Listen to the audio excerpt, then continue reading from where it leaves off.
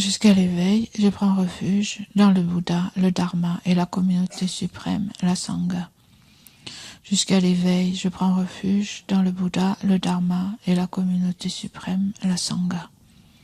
Jusqu'à l'éveil, je prends refuge dans le Bouddha, le Dharma et la communauté suprême, la Sangha.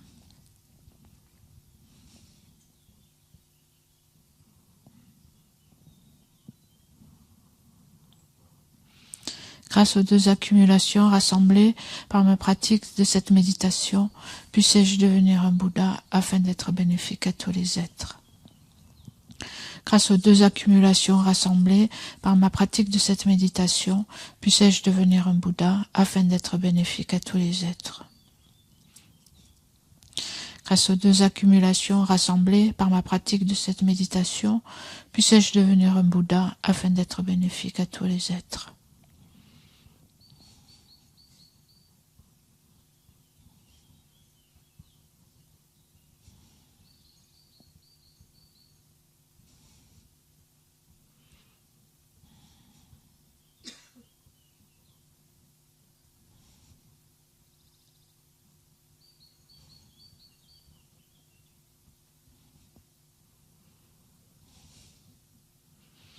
Donc génère la motivation, si possible, donc de bodhicitta. On peut se dire comme ça serait merveilleux si j'avais la perfection de la patience. C'est-à-dire un état d'esprit qui ne se laisse pas perturber par rien. Et donc par toutes les souffrances, les ennuis, les problèmes, les gens, les situations.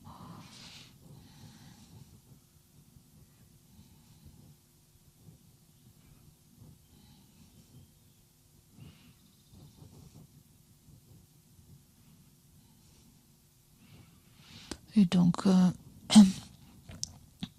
si je pouvais développer toutes ces qualités, ces perfections, et donc particulièrement la patience.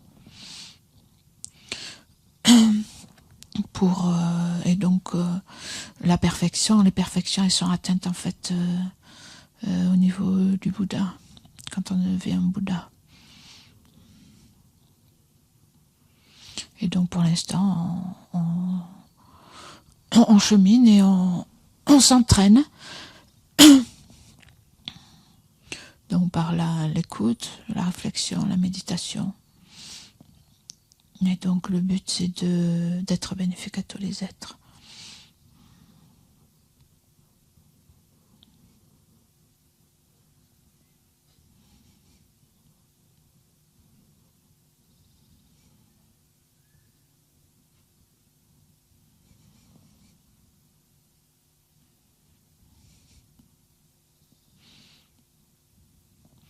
Et on offre la prière à cette branche devant le champ de mérite en face de nous.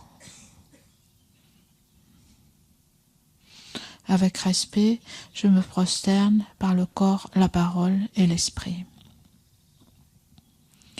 Je présente des myriades de toutes sortes d'offrandes réelles et imaginées.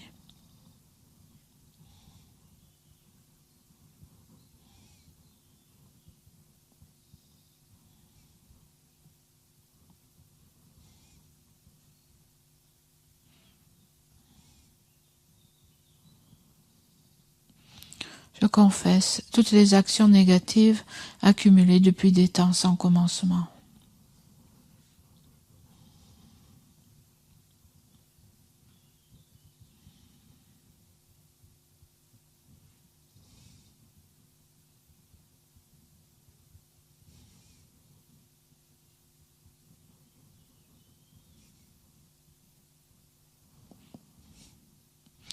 Et je me réjouis des mérites de tous les êtres sains et ordinaires.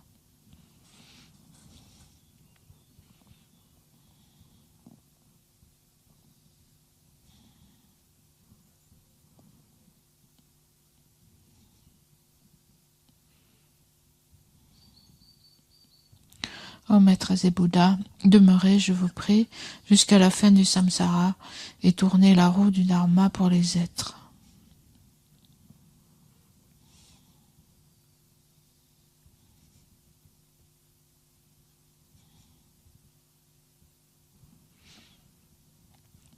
propres mérites et ceux de tous les autres, je les dédie à l'éveil suprême.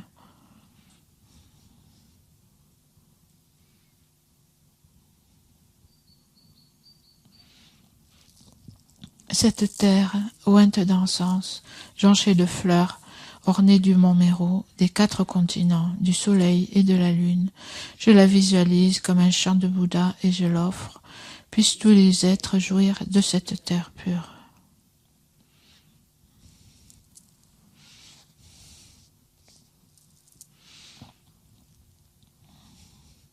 Je prends refuge et me prosterne devant le Maître et les 3 joyaux précieux. Veuillez, je vous prie, bénir mon esprit. Je vous fais la requête de pacifier immédiatement toutes les conceptions erronées, de la dévotion incorrecte envers le Maître jusqu'à la vue dualiste dans mon esprit et dans celui de tous les êtres mes mères. Je vous fais la requête de susciter dans mon esprit et celui de tous les êtres mes mères toutes les réalisations correctes, de la dévotion au Maître jusqu'à l'éveil. Je vous fais la requête de pacifier tous les obstacles intérieurs et extérieurs qui entravent le développement de l'intégralité de la voie graduée vers l'éveil dans mon esprit et dans celui de tous les êtres mes mères. Je prends refuge et me prosterne devant le Maître et les 3 joyaux précieux. Veuillez, je vous prie, bénir mon esprit. Je vous fais la requête de pacifier immédiatement toutes les conceptions erronées, de la dévotion incorrecte envers le Maître, jusqu'à la vue dualiste dans mon esprit et dans celui de tous les êtres mes mères. Je vous fais la requête de susciter dans mon esprit et celui de tous les êtres mes mères toutes les réalisations correctes, de la dévotion au Maître jusqu'à l'éveil. Je vous fais la requête de pacifier tous les obstacles intérieurs et extérieurs qui entravent le développement de l'intégralité de la voie graduée vers l'éveil dans mon esprit et dans celui de tous les êtres mes mères. Edam Guru Rana Mandala Kamniyataya Mi. Précieux et glorieux Maître Racine, veuillez demeurer sur le lotus au-dessus de ma tête. Dans votre grande bonté, veuillez me guider et m'accorder les réalisations de votre corps, de votre parole et de votre esprit. Veuillez me guider et m'accorder les réalisations de votre corps, de votre parole et de votre esprit. Vous êtes l'œil qui contemple l'immensité des enseignements, la porte d'accès suprême à la libération pour les êtres fortunés. À l'aide de vos moyens habiles, vous nous pacifiez avec amour. Ô Maître spirituel qui nous éclairez, je vous invoque. Puissais-je à aucun moment ne laisser surgir en moi la moindre vue fausse envers les actions du Maître glorieux. Puissais-je considérer toutes ces actions comme pures et avec cette dévotion recevoir les bénédictions du Maître dans mon cœur.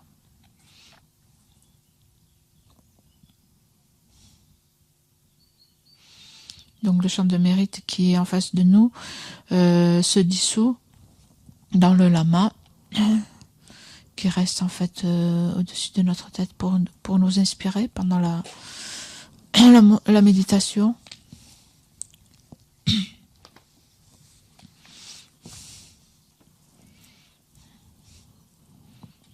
Et donc nous allons reprendre une partie de l'enseignement.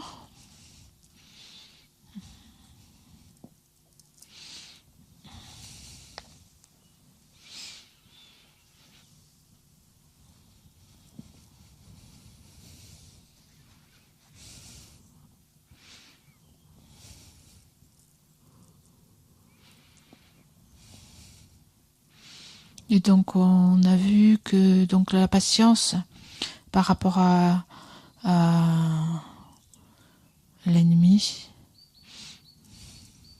la personne qui me nuit,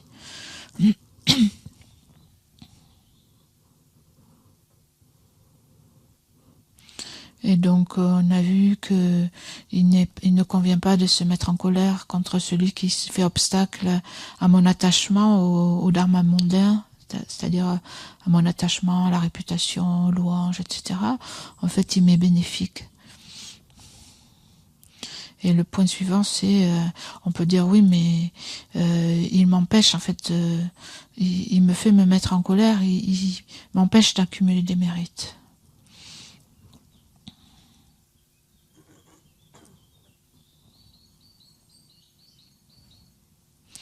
Donc, je suis impatient avec cette personne, et donc on a l'impression qu'elle c'est en fait un obstacle. En fait, c'est sa faute. C'est une personne qui nous malmène, qui nous nuit, ou dont on pense qu'elle nous nuit. Et donc on peut la voir comme un fauteur de troubles et comme un obstacle en fait à ma pratique. Elle me fait créer des négativités.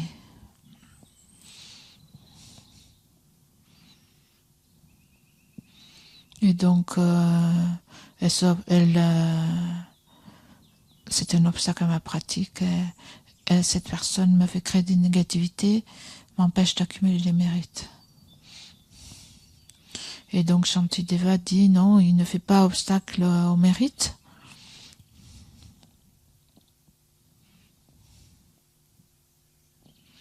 Donc si je me mets en colère et si je suis impatient envers l'ennemi, c'est par ma propre faute, à cause de ma propre colère. Et je suis le seul à m'empêcher d'observer les causes des mérites. Donc on peut essayer donc pendant la méditation de relier ce qui est dit à une expérience propre, c'est-à-dire imaginer un ennemi ou une situation où quelqu'un vous a fait du mal, où vous trouvez difficile la relation avec cette personne, ou même d'être en présence de cette personne, qui génère une irritation, une colère, une aversion en vous. Et donc particulièrement si quelqu'un vous a fait quelque chose, vous a nui d'une certaine façon.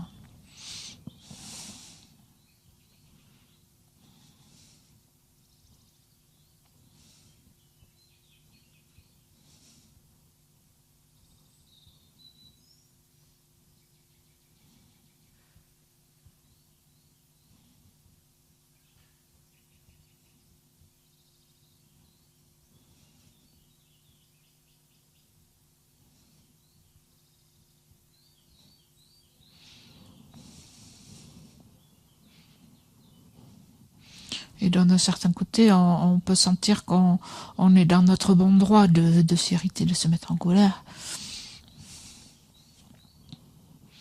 Mais en fait, la seule raison pour laquelle on est en mauvaise posture, c'est à cause de notre propre colère, de notre propre impatience. Et donc, essayez de voir que c'est ma faute en fait, c'est votre propre faute. De se mettre en colère, de se laisser aller à ces états d'esprit.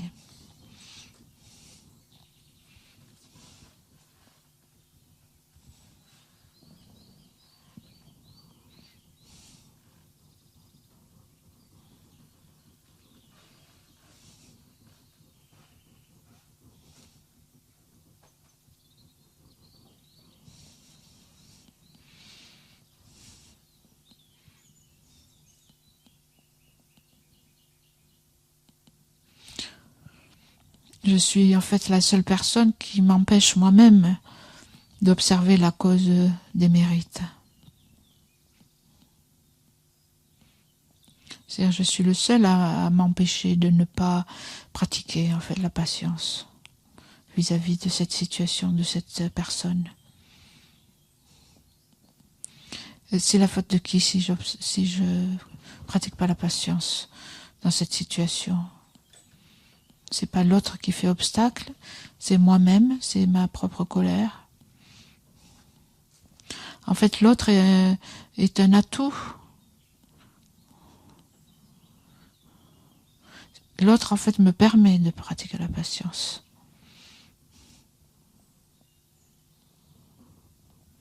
Donc c'est grâce, en fait, à cette personne que je vais pouvoir pratiquer la patience.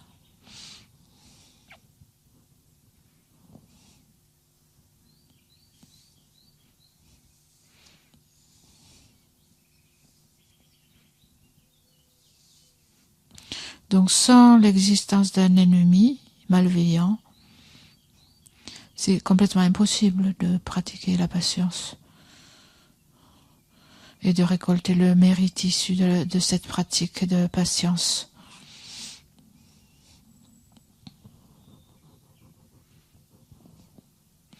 Il faut voir que donc avoir quelqu'un qui me dérange est une cause incontournable.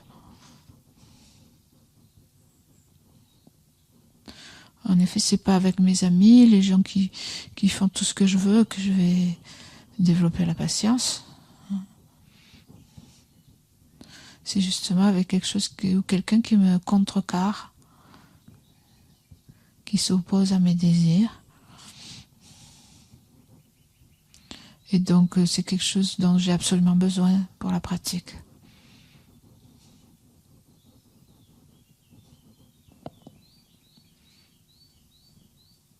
Donc, comment peut-il en être l'obstacle?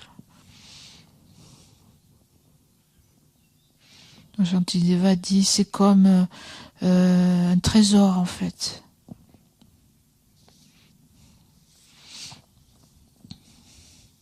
Absolument précieux et indispensable.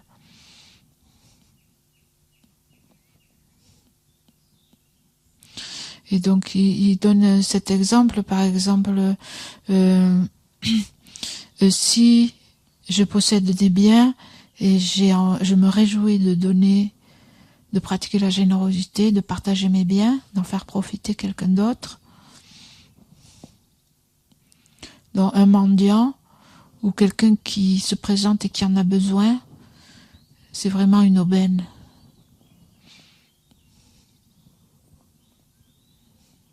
La personne qui est dans le besoin me permet de pratiquer la générosité. Elle ne s'oppose pas à la générosité.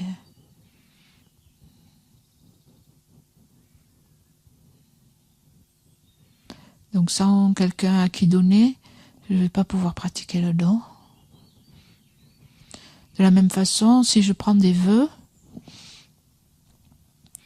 une personne le précepteur qui donne l'ordination n'est pas un obstacle à l'ordination. C'est une condition sine qua non, c'est une condition indispensable. Et de la même façon, la personne qui me nuit est justement l'aubaine, la circonstance exacte sur laquelle je vais pouvoir développer la patience. Et donc cette personne ne s'y oppose pas, elle favorise ma pratique. Donc je dois la voir sous un jour positif.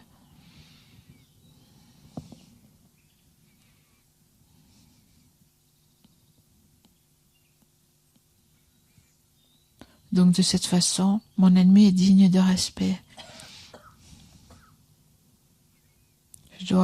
Il me permet d'engendrer des qualités. Donc ce qui me permet d'engendrer des qualités est digne de mon respect. C'est quelque chose de bénéfique.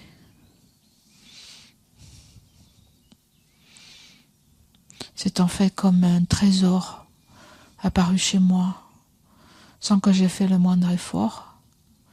J'aimerais mon ennemi parce qu'il facilite ma conduite de l'éveil.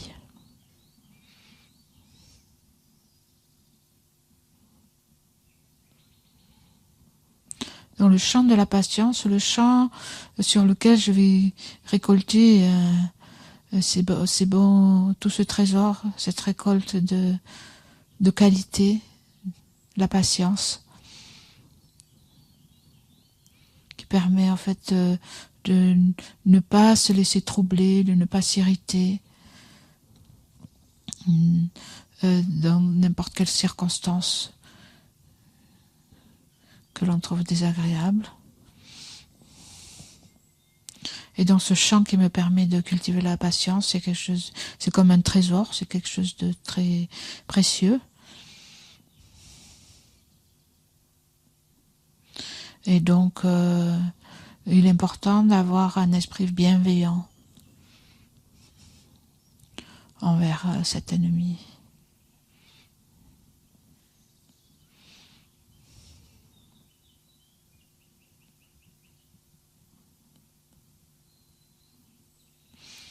Donc la patience et tous les fruits de la patience. La patience est une grande vertu et les fruits de la patience, c'est les qualités de l'éveil, les qualités d'un Bouddha. Et par qui sont accomplis ces fruits, grâce à qui sont récoltés tous les fruits, c'est-à-dire toutes ces qualités immenses. Donc c'est grâce à lui autant que moi. Ce fruit est créé en fait autant grâce à lui que grâce à moi. Parce qu'en fait sans lui, ça ne peut pas exister.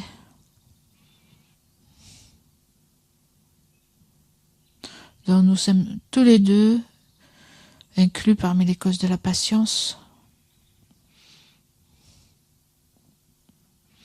Et donc le fruit de la patience, il lui revient aussi.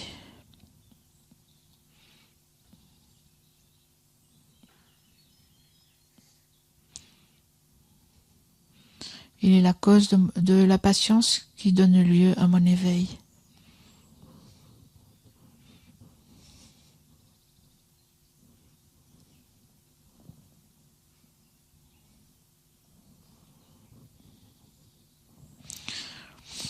Et donc on pourrait dire, oui, mais cet ennemi n'est pas digne d'hommage, car il n'a point l'intention d'œuvrer à la patience. On peut dire, d'accord, mais en fait cette personne n'a pas d'intention bienveillante. Il est bienfaisant, il est utile, il est indispensable, il est la cause de ma patience, mais en fait son intention est malveillante. Et donc Shantideva dit, il n'y a pas besoin d'intention bienveillante pour être bénéfique. C'est comme le dharma n'a pas d'intention de nous être bénéfique. Le dharma, c'est ce qui nous est le plus bénéfique.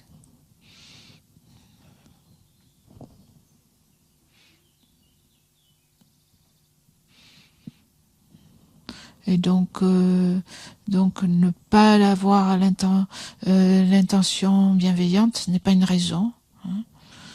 On rend hommage au dharma, on lui fait des offrandes. Et donc de la même façon, cet ennemi, même s'il n'est pas bienveillant, il est comme le dharma, dans le sens où il est une source de mérite. Tout comme j'honore le saint dharma, qui est une vraie cause de vertu et d'accomplissement. Donc je devrais aussi honorer cet ennemi, qui est une vraie cause d'accomplissement et de vertu.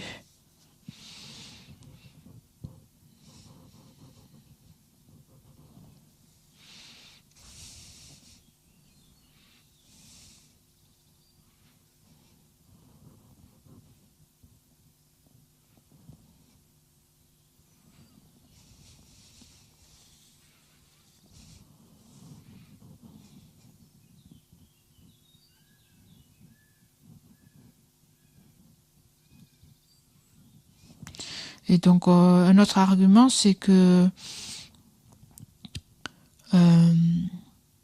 mon ennemi, en fait, non seulement il n'a pas d'intention bienveillante, mais il a l'intention de me nuire. Et donc comment serait-il digne d'hommage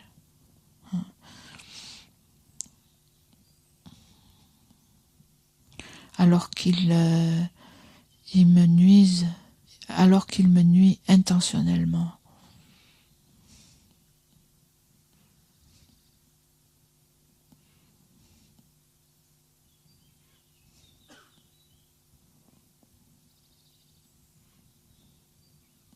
Donc la réponse de Shantideva, c'est évidemment, c'est bien envers quelqu'un qui me nuit que je vais développer la patience.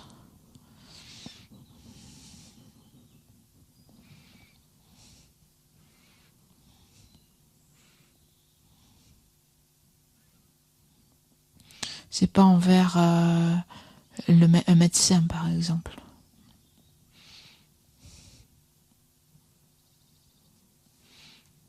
Par exemple, un médecin qui s'efforce de m'aider, de me rendre heureux, n'est pas un objet de ma patience. C'est la personne qui me nuit, même volontairement. C'est celle-là qui est l'objet de la patience.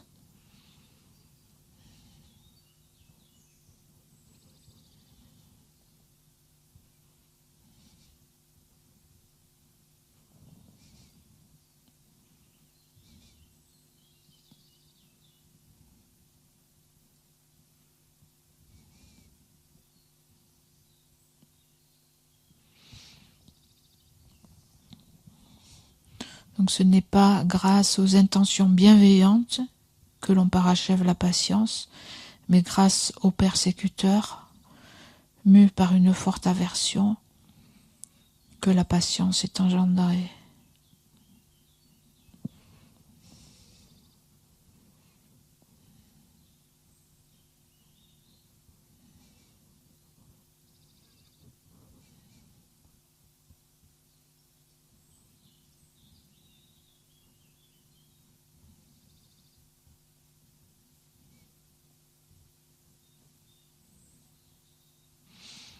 En fait, la patience, c'est un peu, je pense, toujours reculer nos limites.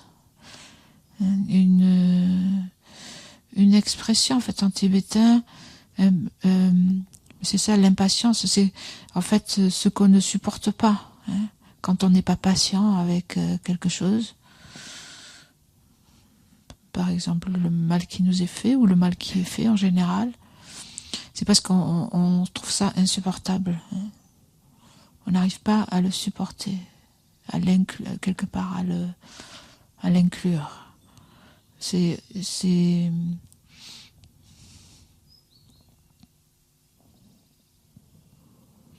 et donc être patient, c'est arriver à reculer nos limites de ce qu'on trouve supportable pour arriver à inclure ces choses que l'on pense ne sont pas acceptables. Et donc c'est développer un esprit très grand, très vaste.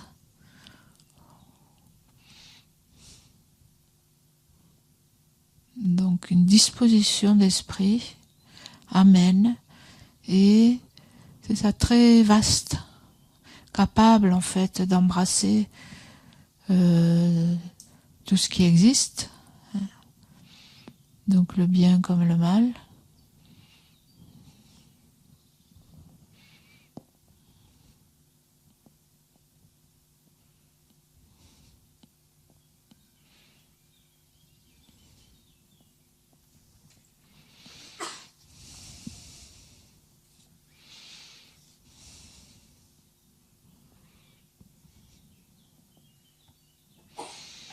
Et donc Shantideva a dit aussi, donc le sage a déclaré, le chant des êtres est comme celui des victorieux.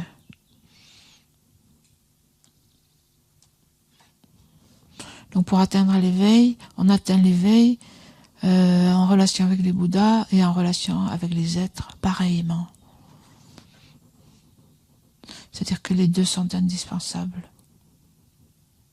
Donc ils sont la source de mon éveil. Et donc cet ennemi aussi est la source de mon éveil. Tout comme le Saint Dharma, tout comme les trois joyaux.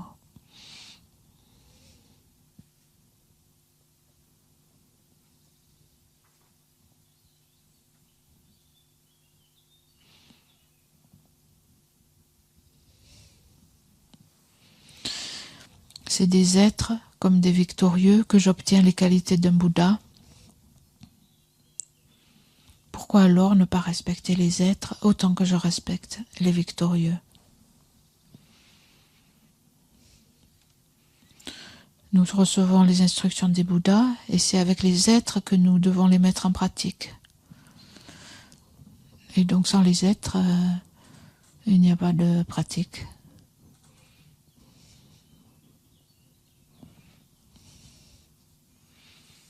Et donc ils sont extrêmement indispensables.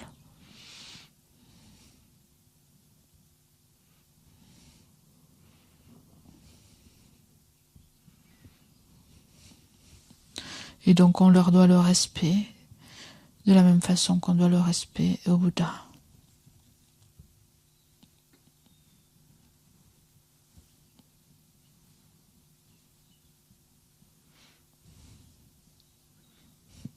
Donc toutes les qualités de l'état des Bouddhas viennent des êtres. Donc les Bouddhas viennent des êtres.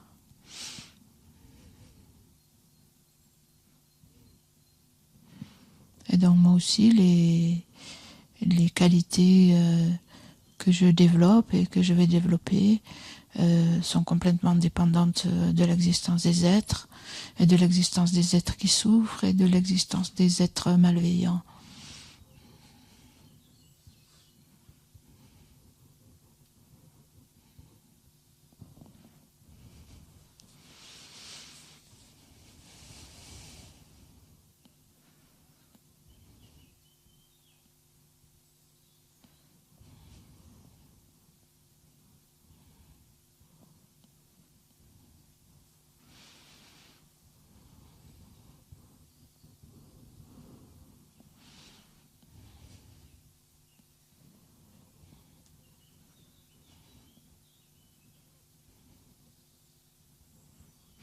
Et donc on peut prendre une minute pour prendre la détermination par rapport à la compréhension que l'on a eue dans cette méditation, essayer de mettre votre attention sur ce qui s'est fait jour, si vous avez eu une intuition, si vous avez compris quelque chose ou quelque chose s'est révélé pendant la méditation, l'intuition, qu'est-ce que vous avez perçu?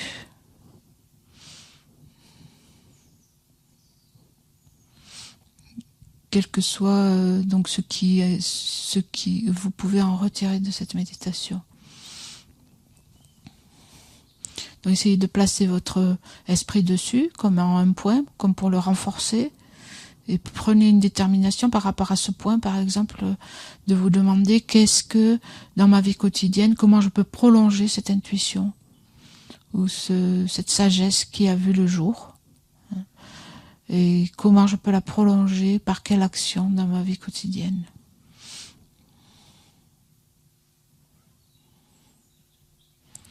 Et si vous voulez, vous pouvez aussi la noter.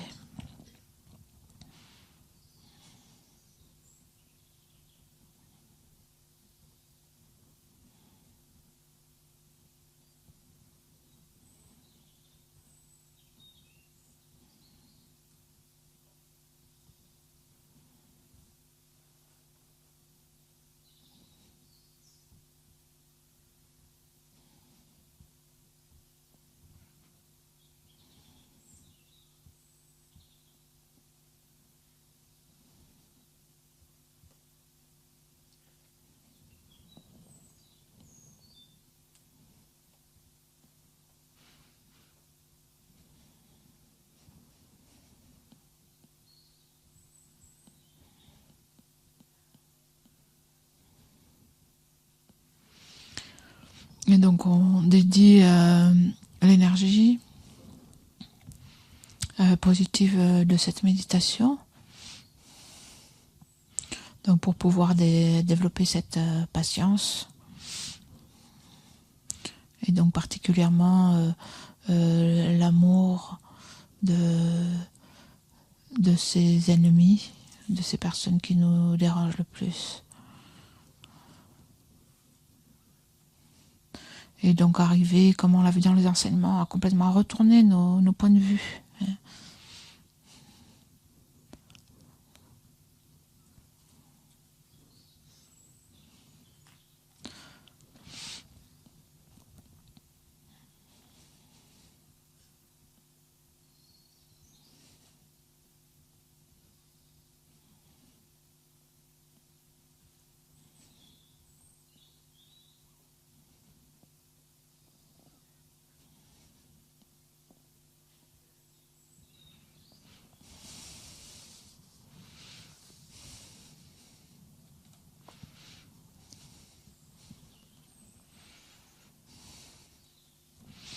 Donc si vous voulez, on va faire l'offrande de nourriture qui est à la page 207.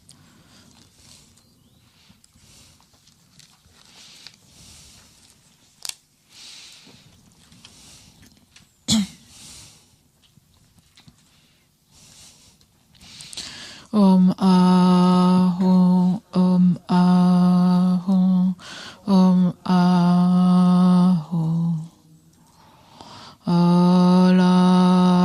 Alama Sangelama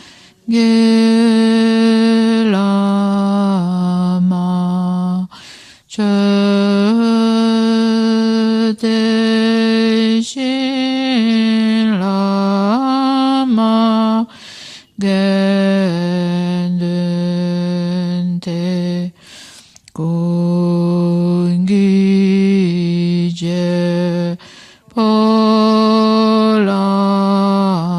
Polama Te Lama Namla Chepabu.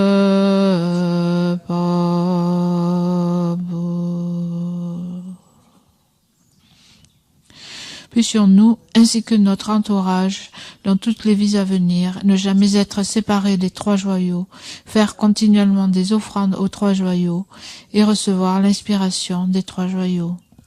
Au Maître suprême, le Bouddha précieux, au refuge suprême, le Dharma précieux, au guide suprême, la Sangha précieuse, aux trois joyaux, objets de refuge, je fais offrande.